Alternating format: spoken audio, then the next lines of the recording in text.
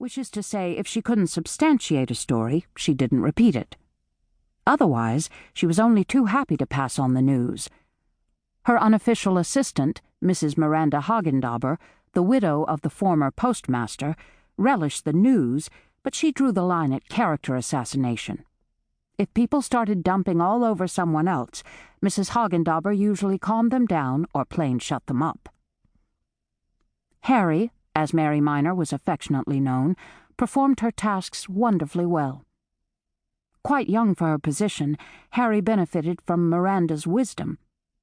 But Harry's most valuable assistants were Mrs. Murphy, her tiger cat, and T. Tucker, her Welsh corgi.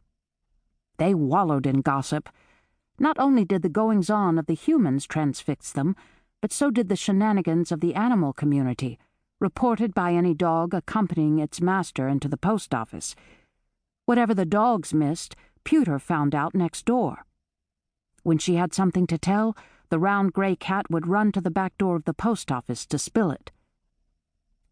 Over the last few years, the cats had banged on the door so much, creating such a racket, that Harry installed a pet door so the friends could come and go as they pleased. Harry had designed a cover she could lock down over the animal's entrance, since the post office had to be secured each night.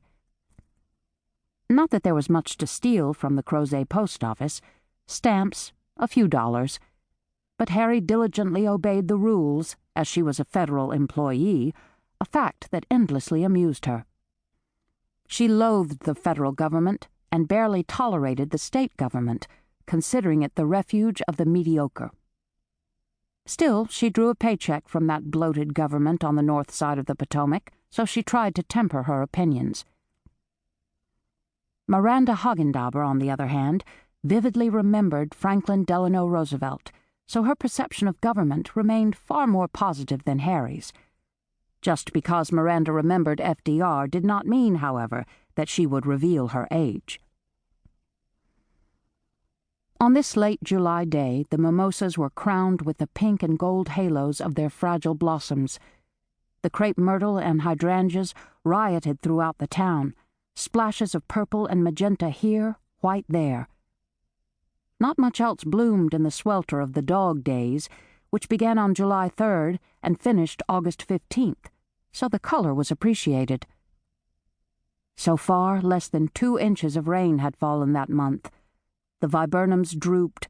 Even the hardy dogwoods began to curl up, so Mrs. Hagendauber would sprinkle the plants early in the morning and late in the evening to avoid losing too much moisture to evaporation. Her garden, the envy of the town, bore testimony to her vigilance.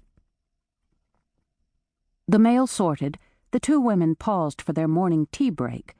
Well, tea for Harry, coffee for Miranda. Mrs. Murphy sat on the newspaper. Tucker slept under the table at the back of the office. "Is this a honey day or a sugar day, Mrs. H?" Harry asked as the kettle boiled.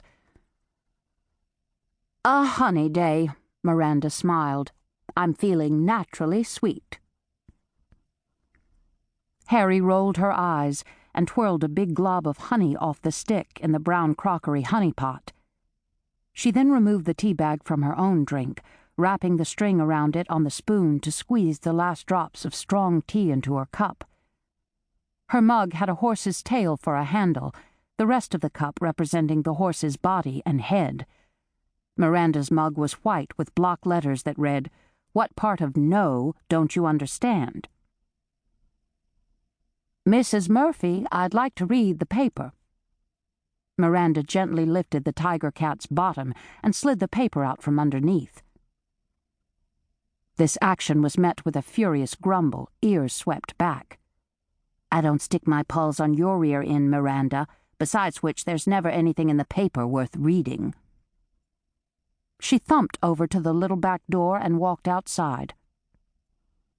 In a mood, Miranda sat down and looked over the front page. "What's the headline?" Harry asked. "2 people injured on I-64. What else? Oh, this threadneedle virus threatens to affect our computers August 1st. I would be perfectly happy if our new computer were fatally ill."